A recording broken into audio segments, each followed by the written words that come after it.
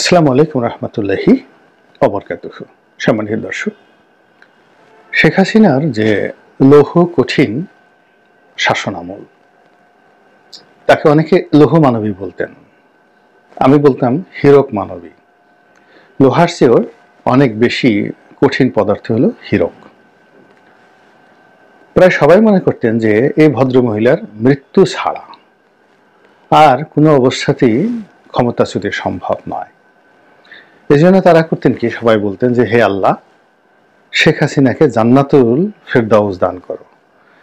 আল্লাহর উপরে তাকে ছেড়ে দিয়ে যে আল্লাহ, তুমি আমাদের এখান থেকে, সে যে আমাদেরকে জাহান্নামের মধ্যে রেখেছে, আমাদেরকে এই 18 কোটি মানুষকে জাহান্নামের হাত থেকে রক্ষা করার জন্য তুমি দরকার হইলে একজনকে নিয়ে তুমি তোমার এত পছন্দ তাকে জান্নাত দাও। এইভাবে অনেকে দোয়া করতেন। এটা অনেকটা স্যাটায়ার, আল্লাহর সঙ্গে স্যাটায়ার।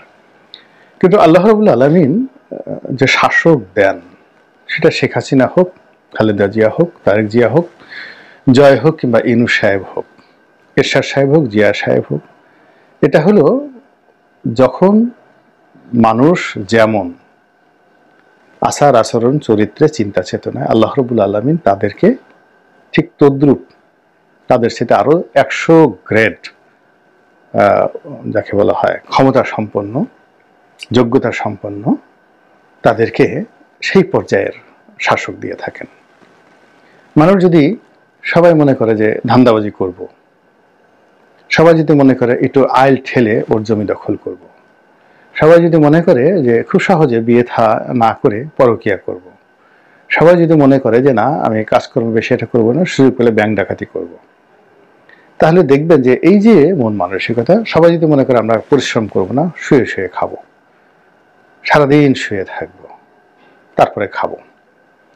এখন অবস্থা হলো যে এই শ্রেণীর যারা লোকজন রয়েছে, সেই শ্রেণীর লোকজনের জন্য আল্লাহ রাব্বুল আলামিন ওই রকম শাসক নিয়োগ করেন। তো কাজেই শেখ হাসিনা যে আমাদের শাসক ছিলেন, এটা শেখ হাসিনার দোষ নয়, আমাদের দুই হাতের কামাই। আপনি যদি আল্লাহকে বিশ্বাস করেন, রাসূলকে বিশ্বাস করেন, তাহলে এটাই সমীকরণ যে আমরা যেভাবে চিন্তা করি নিজেদের চরিত্র যেরকম, ওই রকম আমাদেরকে শাসন করার জন্য শেখ হাসিনা যে কতটা জরুরি এবং কতটা গুরুত্বপূর্ণ, এখন এই ইউনূসের জামানাতে আপনারা সবাই হাড়ে হাড়ে টের পাচ্ছেন। এখন বলছেন যে ঠিক আছে, যে এই লাউ সেই কদু ইত্যাদি ইত্যাদি নানা কথা, ওদিকে আমি যাব না।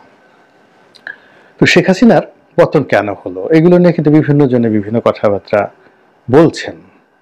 কেউ বলছেন যে উনি অতিমাত্রায় অহংকারী ছিলেন, কেউ বলছেন যে তার সরকার আকণ্ঠ দুর্নীতির নিমজ্জিত হয়ে পড়েছিল, কেউ বলছেন যে তিনি পুরো রাজনৈতিক সংস্কৃতি নষ্ট করে ফেলেছেন, এবং কেউ বলার চেষ্টা করছেন যে তিনি তার গোপন যে কর্মগুলো, যেগুলো আমরা জানতাম না, এগুলো হয়তো মানবতা বিরোধী ছিল, দেশ বিরোধী ছিল, এবং সরাসরি আল্লাহ রাব্বুল আলামিন এই জিনিসগুলো পছন্দ করেননি। ফলে ওই যে পবিত্র কালামে আল্লাহ রাব্বুল আলামিন যে বলেছেন যে আমি যাকে ইচ্ছা তাকে ক্ষমতা দেই, যাকে ইচ্ছা তাকে ক্ষমতায় বসাই, আবার যখন যেভাবে ইচ্ছা সেভাবে তাকে ক্ষমতা থেকে টেনে হিসড়ে নামাই, সম্মান আমি দেই, আবার সম্মান ছিনিয়ে নেওয়ার মালিকও আমি। তো সেই দিক থেকে শেখ হাসিনাকে ক্ষমতায় বসিয়েছেন আল্লাহ রাব্বুল আলামিন, আর তাকে এই ক্ষমতা থেকে টেনে হিসড়ে নামিয়েছেন সেটাও আল্লাহ রাব্বুল আলামিন। এখানে আমরা যে গণ অভ্যুত্থান দেখি, ছাত্রদেরকে দেখি, এগুলো একটা প্রকৃতির লীলা খেলা। এই ছাত্রদের হঠাৎ করে এত সাহস হলো কি করে?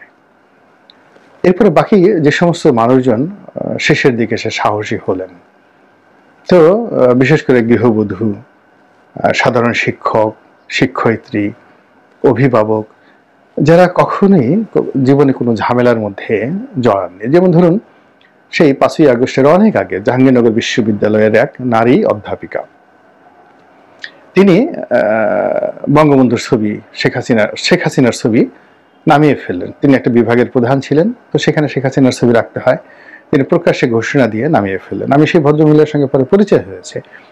একেবারে শান্তশিষ্ট সাধারণ একজন ভদ্রমহিলা, জাহাঙ্গীরনগরের টিচার, কিন্তু তার এই সাহসটা এলো কোত্থেকে? আল্লাহ তাকে ওই সময়টাতে ওভাবে সাহসী করে তুলেছিলেন।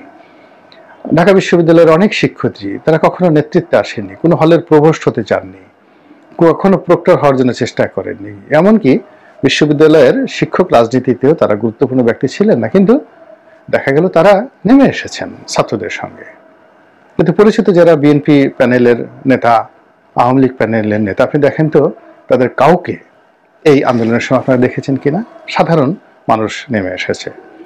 এদের হৃদয়ের মধ্যে আল্লাহ রাব্বুল আলামিন একটা শক্তি তৈরি করে দিয়েছিলেন, শাখসিয়াত পয়দা করে দিয়েছিলেন শেখ হাসিনার বিরুদ্ধে। ফলে এরকম একটা ঘটনা ঘটে গিয়েছে। তো যখন এরকম ঘটনা আল্লাহ রাব্বুল আলামিন ঘটান, সেটা কখনো পৃথিবীতে আবাবিল পাখির রূপে আসে, আবার শেখ হাসিনার মতো মানুষ কখনো আব্রাহার বাদশা হয়ে যান, বাদশা আব্রাহা হয়ে যান।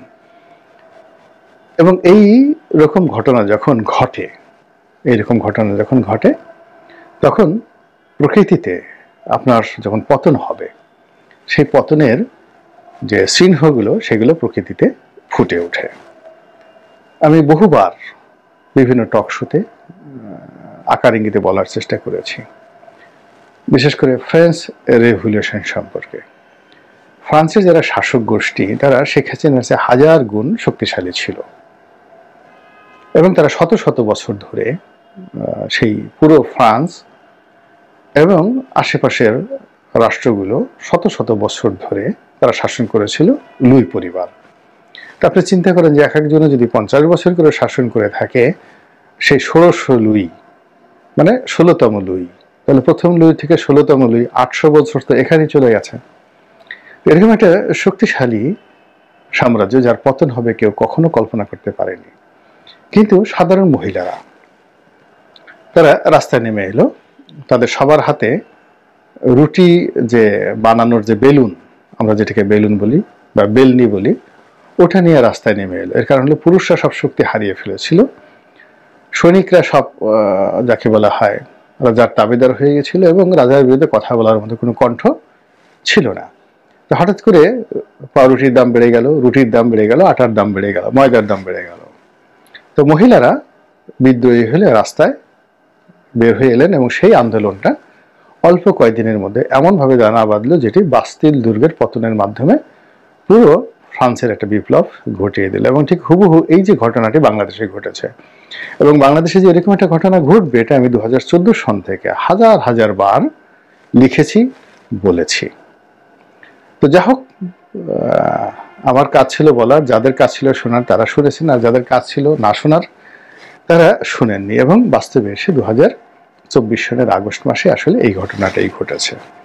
তো যা বলছিলাম যে যখন পতন আসে, কোনো মানুষের পতন আসে, সেই পতনের ক্ষেত্রগুলো সে তৈরি করে বিভিন্ন ভুল দ্বারা, ভ্রান্তি দ্বারা, অন্যায় দ্বারা, গুণা দ্বারা, প্রকাশ্য কর্ম দ্বারা, চিন্তা দ্বারা, চেতনা দ্বারা, হিংসা দ্বারা, দেশ দ্বারা।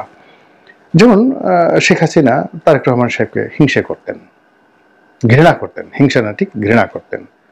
পিচ্ছি একটা ছেলে, ফালতু একটা ছেলে, লেখা নাই, পড়া নাই, অসহ্য, এরকম তার দেখলেই তিনি চোখ মুখ কিসমিস করে উঠতেন। আর বেগম খালেদা জিয়াকে ঈর্ষা করতেন, ও কেন এত সুন্দরী হলো, কেন খালেদা জিয়া এত সুন্দর, কেন লোকজন তার সামনে গিয়ে তার স্তুতি করে। এ কারণে তিনি খালেদা জিয়াকে হিংসা করতেন, ঈর্ষা করতেন, আর তারেক রহমান সাহেবকে ঘৃণা করতেন, রীতিমতো ঘৃণা করতেন। এবং এই দুটো তার যে মানবিক সত্তা, এই মানবিক সত্তার কারণে আওয়ামী লীগের অনেক সর্বনাশ হয়েছে, দেশের রাজনীতির অনেক সর্বনাশ হয়েছে। এটা হলো যে ঘৃণা এবং ঈর্ষা থেকে। এরপর হলো ক্রোধ, প্রচন্ড একটা ক্রোধ।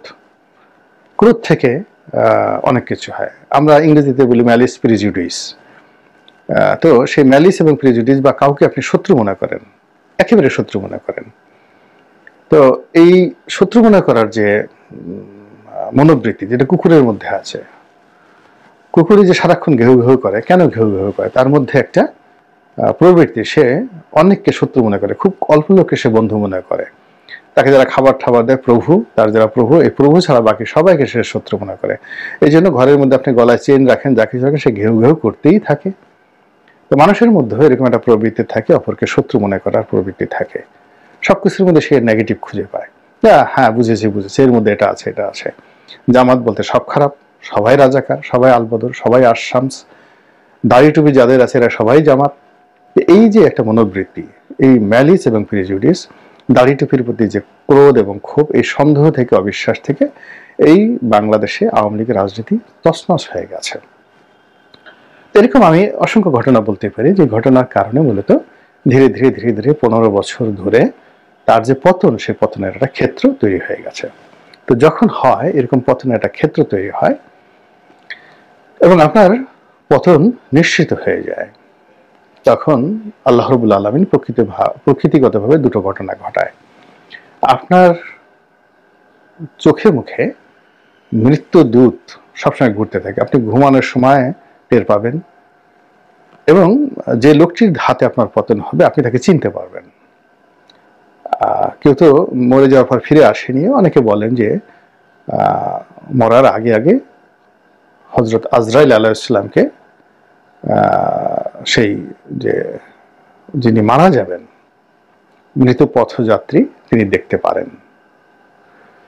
তো তদ্রূপ এরকম যার হাতে পতন হবে সে তাকে চিনতে পারে, এবং ডক্টর মোহাম্মদ ইউনূসকে কিন্তু শেখ হাসিনা প্রথম থেকে চিনতে পেরেছিল, এবং তার প্রেক্ষিতে দেখেন সে বারবার চেষ্টা করেছে, কিন্তু প্রকৃতির কাছে সে পরাজিত হয়েছে, এবং এটাই হয়, সেই ইউনূসের হাতে তার কিন্তু পতন হলো। এরকম আবার এই যে এখন দেখেন জামাত বাড়াবাড়ি করছে, বিএনপি বাড়াবাড়ি করছে, তারেক রহমান সাহেব ক্ষমতার পাদপীঠে চলে আসার পর্যায়ে চলে আসছেন, প্রধানমন্ত্রী হবে, এটাও শেখ হাসিনা কিন্তু আন্দাজ করেছিল, এটা প্রকৃতি তাকে বুঝিয়ে দিয়েছিল। অথচ তিনি যদি নিজে ঠিক থাকতেন তাহলে এই পরিস্থিতিগুলি তৈরি হতো না, আজকে যে পরিস্থিতি তৈরি হতো না, তার চলে যাওয়ার পরিস্থিতি তৈরি হতো না। দ্বিতীয় যে ফেজ, অর্থাৎ প্রথমত আপনি যখন পতনের দ্বার প্রান্তে যাবেন আপনার নিজের মধ্যে অনেকগুলো বিষয়, ছবি, প্রতিছবি সামনে এসে যাবে, যেটা আপনি বুঝতে পারবেন যে সম্ভবত আপনার পতন হচ্ছে। আর আপনার বাইরে, শরীরের বাইরে, পরিবারের বাইরে, কর্মক্ষেত্রের বাইরে কিছু ঘটনা ঘটবে, ছোট ছোট ঘটনা কিন্তু বিশ্রী, দুর্গন্ধময়, তারপর যাকে বলা হয় সমাজে এলোমেলো করে দেবে। যেমন ফেরাউন জামানাতে হঠাৎ করে দেখা গেল মাছির ভীষণ রকম উদ্ভব হয়েছে, হঠাৎ করে দেখা গেল ব্যাঙ, এমন ব্যাঙ, সেই ব্যাঙের যন্ত্রণায় মানুষ ঘুমাতে পারে না, প্রত্যেকটা ঘরে শুধু ব্যাঙ আর ব্যাঙ। এটা ফেরাউনের পতনের একটা লক্ষণ ছিল। একটা সময় দেখা গেল যে নদীর পানি সব অখাদ্য হয়ে গেছে, লাল হয়ে গেছে, মানুষ মানে পানি আর খেতে পাচ্ছে না, দুর্গন্ধ হয়ে যাচ্ছে, সুপেয় পানি কোথাও পাওয়া যাচ্ছে না। তো সেই দিক থেকে বাংলাদেশের শেখ হাসিনার পতনের আগে অনেকগুলো ঘটনা ঘটেছে। তার মধ্যে এক নম্বর যদি আপনি বলেন সেটা হলো ছাগল কাণ্ড।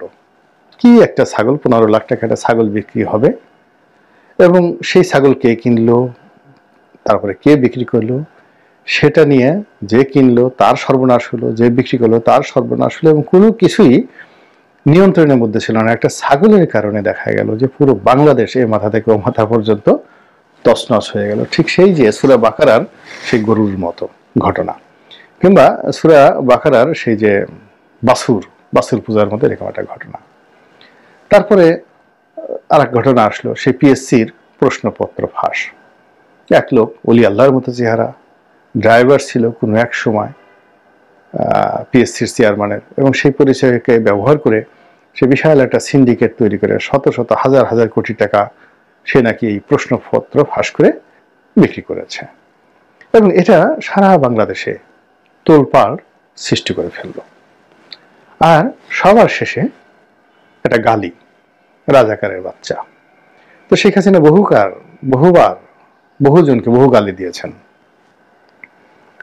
খালেদা জিয়াকে গালি দিয়েছেন, তারেক রহমানকে গালি দিয়েছেন, এমন কোনো মানুষ নেই তিনি অকথ্য এবং অশ্লীল ভাষায় গালি দেননি, বা বকা দেননি, বা খোঁটা দেননি। বাংলাদেশে তার এমন কোনো প্রতিদ্বন্দ্বী নেই, এমন কোনো শত্রু নেই। সেটা ডক্টর এ.কিউ.এম বদরুদ্দোজা চৌধুরী, তাকে তিনি ঠাট্টা করলেন বধু কাকা বলে। তারপরে ব্যারিস্টার রফিকুল হকের মতো সর্বজন শ্রদ্ধেয়, তাকে বললেন আমিকার খালুরে। তারপর ডক্টর কামাল হোসেন থেকে শুরু করে আরো অনেক ব্যক্তি তিনি ফোড়ন কাটেননি, তারপরে বকা দেননি। মাহফুজা নাম, মতিউর রহমান থেকে শুরু করে যারা আছেন, ডক্টর ইউনূসকে তো কথায় কথায় সুদখোর আরো কি সব গালাগালি তিনি করেছেন। কিন্তু এই সকল গালি কোনো কাজে আসেনি, মানে তার বিরুদ্ধে কোনো কাজে আসেনি। কিন্তু তিনি এমন সময় গালি দিলেন, একেবারে তার সন্তান না, তার নাতির বয়সী, রাস্তায় আন্দোলনরত একেবারে সাধারণ শিক্ষার্থী, তিনি তাদেরকে রাজাকারের বাচ্চা বলে যে গালিটা দিলেন, সেই গালিটা এমন তেলে বেগুনে জ্বলে উঠলো যে সারা বাংলাদেশের টেকনাফ থেকে তেঁতুলিয়া পর্যন্ত সেটি বিস্তার লাভ করে। তার অতীতের সমস্ত কর্ম, তারপরে সমস্ত আমলনামা, সমস্ত বিষ সব একত্রে এনে তার যে পতন, সেই পতনটাকে এতটা নাটকীয় করে তুলল, এতটা রোমাঞ্চকর করে তুলল, এতটা অ্যাডভেঞ্চারাস করে তুলল, এতটা হরর করে তুলল, ভয়াবহ করে তুলল, ভৌতিক করে তুলল, যেটি শত শত বছর খুঁজলেও ইতিহাসে এরকম পতন আর খুঁজে পাওয়া যায় না। এখন শেখ হাসিনার এই জীবন থেকে আপনি আমি কতটা শিক্ষা গ্রহণ করব এবং নিজেরা কতটা সংযত হব, সেটা আপনার এবং আমার ব্যাপার। আমি কোনো অবস্থাতেই যেন প্রকৃতির এরকম খপ্পরে না পড়ি, এই জন্য আমার নিজের ভুলের জন্য আমি তওবা করছি, আপনাদেরকে সাক্ষী রেখে। আস্তাগফিরুল্লাহ রব্বিহি মিন কুল্লি যামবি ওয়া তুবু ইলাইহি লা হাওলা ওয়ালা কুওয়াতা ইল্লা বিল্লাহিল আলিয়্যিল আযীম। দ্বিতীয়ত, আল্লাহর সাহায্য চাই এবং আল্লাহর পানাহ চাই আগামী দিনগুলোতে যেন কোনো অবস্থাতেই প্রকৃতির ক্রোধের মধ্যে আমি না পড়ি। আমার আচার আচরণ, কথাবার্তা আল্লাহ যেন সংযত করে দেন, চিন্তা চেতনা কর্ম যেন সব কিছু একজন মুমিন এবং মুত্তাকির যেভাবে আমার আচরণ হওয়া উচিত, আল্লাহ যেন আমাকে ওইভাবে আচরণ করার, ওইভাবে কথা বলার, ওইভাবে আয় রোজগার করার, ওইভাবে হালাল উপার্জন করার চলার তৌফিক এনায়েত করেন। আর আল্লাহ যেন একটা সম্মানজনক মৃত্যু দান করেন, এই প্রার্থনা করছি। কিচ্ছু চাই না, সম্মানজনক মৃত্যু চাই। আসসালামু আলাইকুম ওয়া রাহমাতুল্লাহি ওয়া বারাকাতুহু।